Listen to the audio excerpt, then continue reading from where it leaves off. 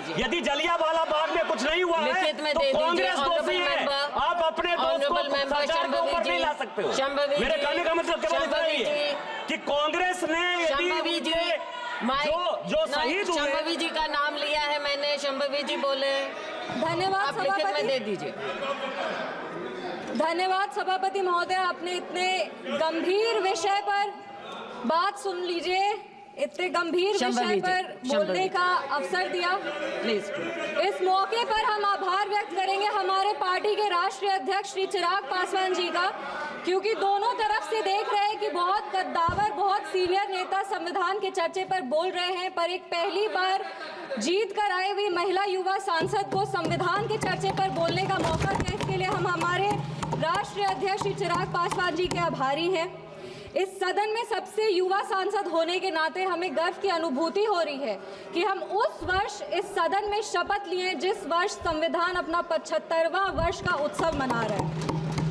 Sociology की छात्रा रहे हैं, कॉलेज में सोशियोलॉजी को संविधान को एकेडमिकली और थ्योरेटिकली पढ़ने का मौका मिला है, पर 24 जून को जब इस सदन में हमने शपथ ली थी तो संविधान को अपना प्रेरणा मान करके, प्रेरणा स्तोत्र उससे प्रेरणा ले करके अपने कार्यों में भी संविधान को ढालने का मौका मिला है। महात्मा गांधी जी ने भारत के संविधान के विषय में 1931 में कहा था, I shall strive for a constitution which will release India from thraldom and patronage. I shall work for an India in which the poorest shall feel that it is their country in whose making they have an effective voice. An India in which there is no high class or low class of people. An India in which all communities shall live in perfect harmony. This is the India of my dreams for which I shall struggle. इस सदन में जब हम शपथ लिए थे, संविधान की शपथ लिए थे और सत्य निष्ठा से प्रतिज्ञान किए थे कि भारत की प्रभुता और अखंडता को अक्षुण्ण रखेंगे और कर्तव्यों का श्रद्धापूर्वक निर्वहन करेंगे, पर हमारे विपक्ष के लोग हैं जो विदेशी तंत्रों से हाथ मिला करके बार बार भारत की प्रभुता और अखंडता पर चोट करते हैं। एक तरफ जहां मोदी जी की कार्यकाल में एफडीआई बढ़ा है, जो फॉरेन डायरेक्ट इन्वेस्टमेंट है, वहीं पे इतने ही वर्षों में कांग्रेस का एसडीआई जरूर बढ़ गया। अब एस उसमें क्या है उसका नाम लेंगे तो हल्ला हंगामा हो जाएगा, इसीलिए आप लोग खुद ही समझ जाइएगा। ये वही बात हो गया, हिंदी का एक मुहावरा है, मुंह में राम बगल में छुरी, पर ये भी विपक्ष पे सही नहीं बैठता है, क्योंकि विपक्ष तो प्रभु श्री राम का नाम ही नहीं ले सकते, पर छुरी लेकर के बार बार संविधान की हत्या जरूर करने का कोशिश करते हैं। इसीलिए हम लोग कहते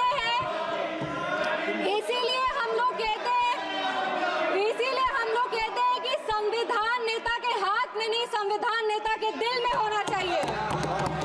एक उदाहरण देते हैं, 2008 में इसी सदन में ट्रस्ट वोट के लिए कैश फॉर वोट स्कैम किया गया था और लोकतंत्र का गला घोटने का कोशिश किया गया था। आपातकाल इमरजेंसी में जिस तरह से संविधान का चीरहरण हुआ था वो हम सब ने देखा था, और हम तो बिहार की बेटी हैं।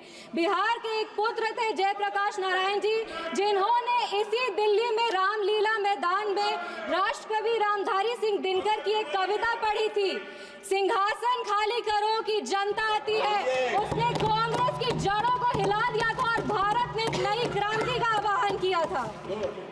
आज जब हम संविधान के 75वें वर्ष का उत्सव मना रहे हैं तो हम नमन करते हैं संविधान के निर्माता डॉक्टर बाबा साहब भीमराव अंबेडकर जी का, जिन्होंने अपनी पूरे जीवन की सीख को इस संविधान के निर्माण में लगा दिया। लेकिन कांग्रेस ने उनका अपमान करने से वो कभी नहीं चूके।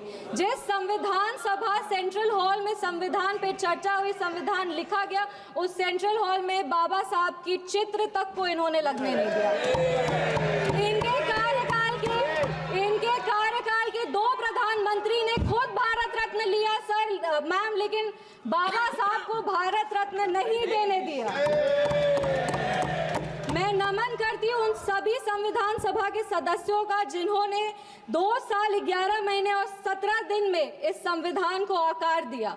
बिहार के, इस देश के पहले राष्ट्रपति और संविधान सभा के अध्यक्ष डॉक्टर राजेंद्र प्रसाद जी का और संविधान सभा के सबसे पहले अध्यक्ष सच्चिदानंद सिन्हा जी का, जिन्होंने मिलकर के इस संविधान के निर्माण में अपनी पूरी जीवन लगा दी।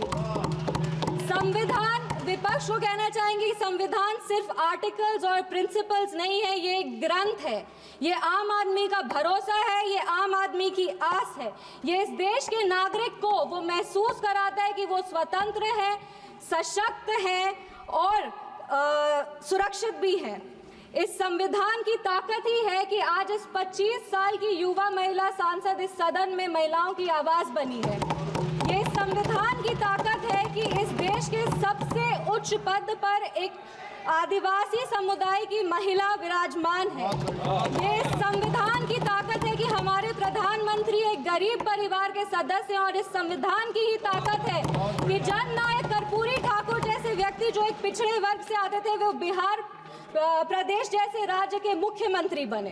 पर अब जब बिहार की बात कर रहे हैं तो हम जरूर इस सदन के संज्ञान में लाएंगे कि विपक्ष दल का एक शासन आया था जब बिहार में जंगल राज आ गया था। उस जंगल राज में हर वो कार्य हुआ, उस जंगल राज में हर वो कार्य हुआ जो संविधान का उल्लंघन था, संविधान के निर्माताओं के विचारों का उल्लंघन था। बिहार उस समय दंगों और अपहरण का गढ़ बन गया था। हम आभार व्यक्त करेंगे हमारे यशस्वी प्रधानमंत्री श्री नरेंद्र मोदी जी का, हमारे माननीय मुख्यमंत्री श्री नीतीश कुमार जी का और हमारे पार्टी के राष्ट्रीय अध्यक्ष श्री चिराग पासवान जी का, जिनके अथक प्रयासों की वजह से आज संविधान के उसूल बिहार में कायम है। विपक्ष के साथियों ने अपने भाषण में हमें आरक्षण विरोधी कहा, संविधान विरोधी कहा, हमें देश विरोधी कहा, लेकिन इन्हीं के 3 प्रधानमंत्रियों का जो वाक्य है वो इस सदन में हम पेश करना चाहेंगे।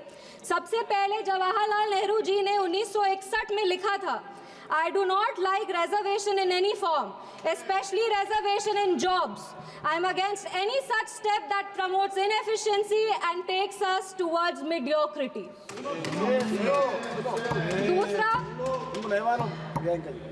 दूसरा इंदिरा गांधी जी ने, नीरज चौधरी जी की एक किताब थी हाउ प्राइम मिनिस्टर डिसाइड्स, उसमें उन्होंने कहा था अपने तब के लॉ मिनिस्टर शिव शंकर जी को कि एक ऐसा ATR तैयार कीजिए कि सांप भी मर जाए और लाठी भी न टूटे। ये मंडल कमीशन के रिपोर्ट पे उन्होंने कहा था। तीसरी राजीव गांधी जी ने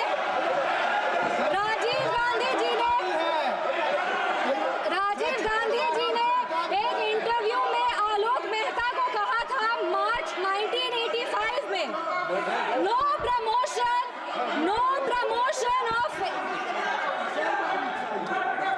राजीव गांधी जी ने एक इंटरव्यू में जर्नलिस्ट आलोक मेहता को कहा था मार्च 1985 में कि no promotion of idiots in the name of reservation, and that promoting idiots in the name of reservation would harm the entire country. ये इनके 3 प्रधानमंत्री थे और देश 37 साल इनके प्रतिनिधित्व में था और इन्हें लगता था कि आरक्षण से इस देश में सेकेंड ग्रेड सिटीजन आते हैं। कांग्रेस को माफी मांगनी चाहिए इस पर। आप बात करते हैं सेक्युलरिज्म की, की तो एक आंकड़ा भी पेश करेंगे। जवाहरलाल नेहरू जी के कार्यकाल में 16 राज्यों में 243 सांप्रदायिक दंगे हुए। इंदिरा गांधी जी की कार्यकाल में 15 राज्यों में 337 सांप्रदायिक दंगे हुए और राजीव गांधी जी के कार्यकाल में 16 राज्यों में 291 सांप्रदायिक दंगे हुए। ये कैसा सेक्युलरिज्म का परिभाषा है, हमें तो समझ नहीं आता। एक और बात कहेंगे, कहानी सुनाएंगे। 1984 में जब सिख रायट हो रहा था, 1984 में जब सिख रायट हो रहा था तो एक सिख समुदाय के व्यक्ति एक दलित नेता के घर में रक्षा पाने के लिए गए थे, एक पनाह मांगने गए थे। उस दलित नेता के घर को जला दिया गया था। वो दलित नेता कोई और नहीं, हमारे पार्टी के संस्थापक श्रद्धेय रामविलास पासवान जी थे, जिनके घर को 1984 में जला दिया गया था। आप बात करते हैं संविधान की और सेंटर स्टेट रिलेशन की, तो बता दें कि इंदिरा गांधी जी की कार्यकाल में 11 साल में 35 बार राष्ट्रपति शासन लगाया गया।